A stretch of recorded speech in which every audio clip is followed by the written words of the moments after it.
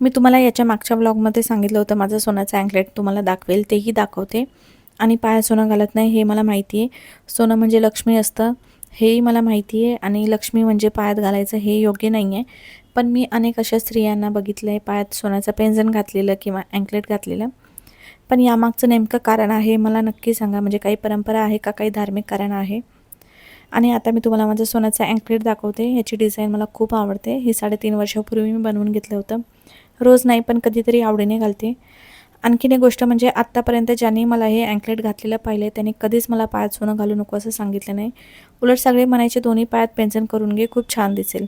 आणि मी अनेक महिलांच्या पायात बघितलेलं आहे, त्यामुळे मला कधी असं काही वाटलंच घालत नाही हे मला समजलं. पण का घालत नाही हे मला नक्की सांगा, कारण मी तर यापुढे दोन्ही पायात पैंजण करून घ्यायचा विचार करत होते.